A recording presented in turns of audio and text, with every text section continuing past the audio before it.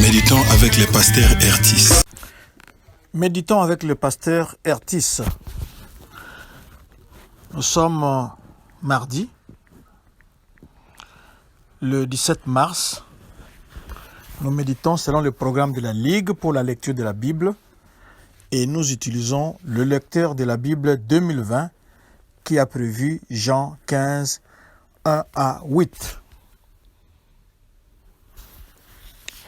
Nous avons, pour approfondir notre méditation, nous avons à répondre à quelques questions. La première, y a-t-il un ordre auquel obéir? La deuxième, y a-t-il une promesse?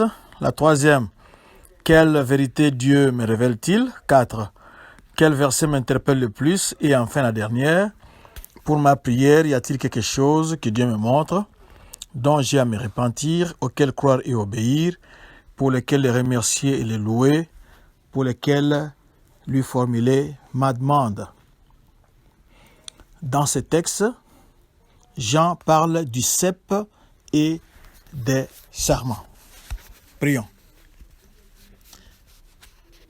Seigneur, nous te disons merci pour cette parole. Merci de nous expliquer clairement quelle est notre place, quelle est notre position en Christ. Nous voulons être connectés à toi et nous prions que ce texte puisse nous aider à le faire. Merci et Amen. Shalom, bien-aimés. Que Dieu vous bénisse. Avant d'aller plus loin, nous voulons juste rappeler le verset du mois. C'est Jérémie 29, 11 à 14. Vous pouvez utiliser votre Bible, celui que vous avez dans votre téléphone, pour jeter un coup d'œil sur cette référence et chercher à la mémoriser s'il s'agit de la référence. Nous allons commencer notre méditation.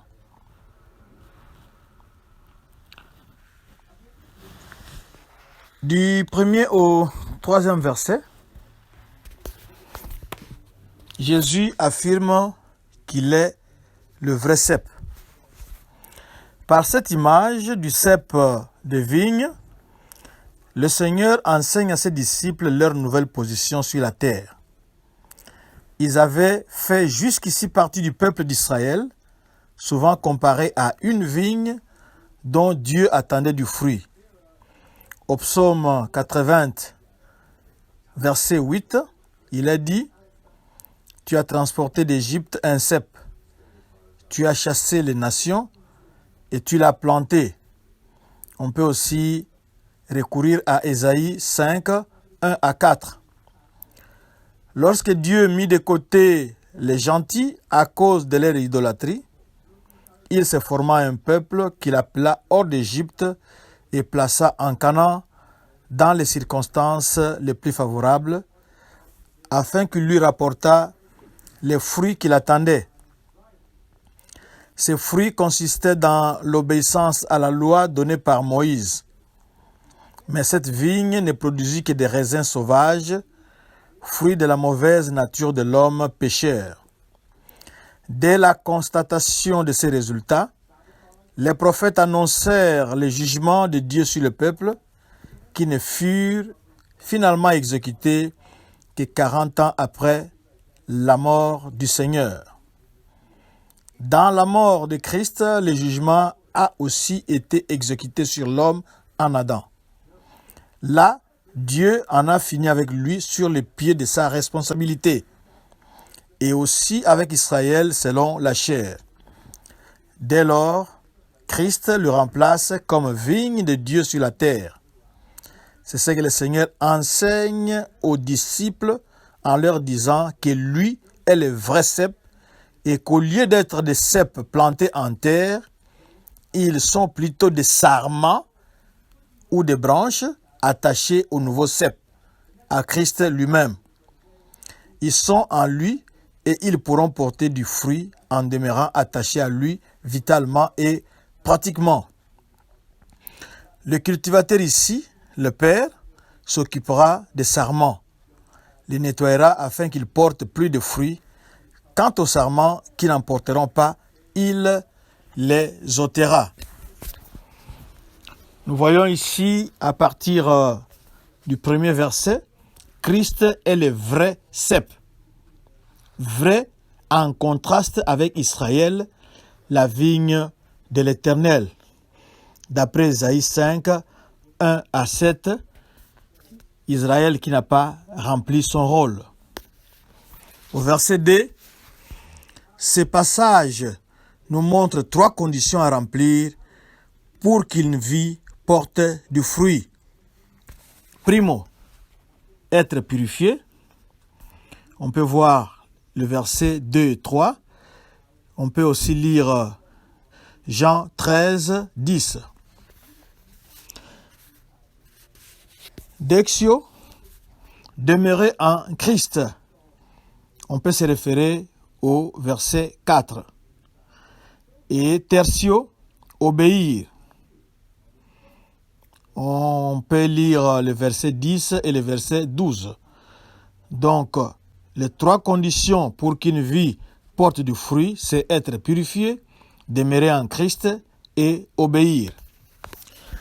Au verset 4, demeurer en Christ signifie d'une part confesser et abandonner tout péché connu, avoir des intérêts que le Seigneur puisse partager, vivre une vie que Jésus-Christ approuve. D'autre part, se décharger sur lui, c'est-à-dire sur Jésus-Christ, de tout fardeau et puiser en lui vie, force et sagesse. On ne peut pas être toujours conscient de sa présence, mais l'essentiel est de ne rien tolérer qui nous sépare de lui. On peut comparer avec 1 Corinthiens 10, 16. Au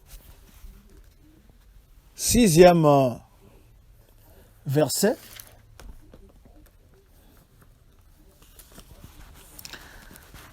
le 6e verset nous dit ceci: si quelqu'un ne demeure pas en moi, il est jeté dehors, comme les sarments, et il sèche. Puis on les ramasse, on les jette au feu et ils brûlent. Ici, si vous ne demeurez pas en Christ, si quelqu'un ne demeure pas en Christ, il y a de sérieuses conséquences qui s'en suivent. 1. Ou la première conséquence, la personne sera coupée, détachée comme une branche. Nous savons que la branche ne vit pas d'elle-même. Elle est attachée au tronc. Alors, quand on la coupe, ça n'est fini de cette branche-là. C'est-à-dire, quand la branche est coupée, c'est la perte de la communion avec le Seigneur. Ça, c'est la première conséquence. La deuxième, la personne ou la branche qui est coupée sera affaiblie. Parce qu'elle est maintenant à l'écart, elle ne reçoit plus la sève vivifiante que le tronc tire des racines qui sont profondément ancrées ou plongées dans la terre. Cette sève-là, c'est elle qui amène la nourriture, qui permet aux branches d'avoir des feuilles, qui permet aux branches de porter des fruits. Alors, quand il n'y a pas de communion, la personne s'affaiblit et elle perd de sa vitalité. Elle perd sa vitalité. Et la troisième conséquence, d'après ce verset 6, la personne est brûlée. Comme on l'a dit ici, on les jette au feu et ils brûlent. La personne est brûlée, c'est-à-dire ici, on indique que puisqu'il n'y a pas de communion, puisqu'il n'y a pas de vitalité, la branche ne remplit pas sa fonction de porter des feuilles, de porter des fruits, ça signifie que cette branche va perdre sa récompense ou les récompenses qui devaient lui revenir. C'est ça, c'est que ça signifie là-bas au verset 4 et au verset 6 plutôt. Et enfin au verset 8, pour le croyant, il y a 4 possibilités au sujet des fruits spirituels. Lisons le verset. Si vous portez beaucoup de fruits, c'est ainsi que mon Père sera glorifié et que vous serez mes disciples. Alors, quelles sont les 4 possibilités que nous pouvons distinguer dans ces cas? 1. Ne pas emporter. Ça c'est, on peut se référer au verset 2, à la première partie. Une autre possibilité c'est porter du fruit. Ça c'est au verset 2, mais la deuxième partie de ce verset-là. 3. Porter encore plus de fruits. On retrouve cette idée-là au verset 2 et au verset 4. Et enfin, la 4e possibilité, c'est, comme nous le dit le verset 8, porter beaucoup de fruits. On peut relire le verset 5 et le verset 8. Si vous portez beaucoup de fruits, c'est ainsi que mon Père sera glorifié. Le fruit peut se manifester sous forme de convertis, d'après Romains 1, 13, ou bien des caractéristiques du chrétien. Ça, c'est le fruit de l'esprit, d'après Galates 5, 22 à 23. Ou bien encore de sanctification, d'après Romains 6, 21 à 22, et de justice, d'après Philémon 1, 11. Ce sont les différentes possibilités qui se présentent aux chrétiens. C'est très important ici de savoir que Jésus est la vraie vigne. Et Dieu lui-même, Dieu le Père, c'est lui le propriétaire de la vigne. C'est lui le jardinier. Il prend soin de ses plantes et il soigne très bien les branches avec un seul but. Ça, vous pouvez demander à votre voisin qui cultive les champs, vous pouvez demander à n'importe quel jardinier, il vous dira que les soins qu'il apporte à cette plante-là, c'est pour que cette plante puisse porter des fruits. Les branches sont tous les chrétiens qui se réclament être des disciples de Jésus. Et il y a des branches qui portent beaucoup de fruits. Et ces branches-là sont les vrais chrétiens qui, à cause de leur union avec Christ, ils produisent beaucoup de fruits. Être uni à Jésus signifie tirer notre énergie et notre nourriture de lui. On peut se référer à Colossiens 2, 6 à 7. Mais ceux qui ne portent pas de fruits, c'est-à-dire ceux qui suivent Jésus-Christ de façon superficielle, ceux qui n'ont pas voulu donner tout leur cœur à Jésus, ceux-là seront séparés de la vigne.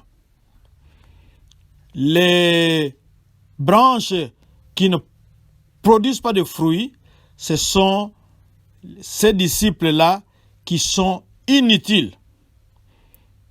Disciples même ne les convient pas. Ces personnes-là sont inutiles et ils seront tout simplement coupés et jetés à côté. Pas même jetés à côté. Le verset 8 nous dit quoi? Ils seront tout simplement brûlés. À bon entendeur, salut. Prions. Seigneur, merci. Nous voulons rester attachés, collés à toi. Parce que sans toi, nous ne pouvons même pas vivre. C'est toi qui nous nourris. C'est toi qui pompes la sève nourricière des racines. C'est toi qui nous donnes la vitalité. C'est toi qui permets que nous puissions porter des fruits et des fruits abondants. Des fruits même qui demeurent. Mais sans toi, nous ne saurons rien faire. Nous voulons être restés attachés. Nous ne voulons pas, ô Seigneur, être coupés. Regarde-nous, Seigneur. S'il y a des gourmands parmi nous, émonde-nous. Les gourmands ici, entendez par là les défauts.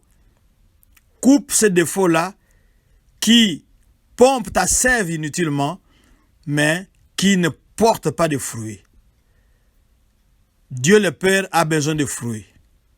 Enlève ces branches inutiles, jette-les au feu, mais nous voulons rester attachés à toi, mon frère et moi. Merci. Au nom de Jésus, que la gloire et la louange montent au siècle des siècles. Amen. Retrouvez-nous sur Facebook, laissez-nous un commentaire, c'est Doxadeo Lushi, ou bien allez carrément à Twitter ou YouTube. Là-bas aussi, nous y sommes, c'est Doxadeo Lubumbashi. Mais visitez aussi notre site internet, c'est www.églisedoxadeo.com. Shalom et que Dieu vous bénisse.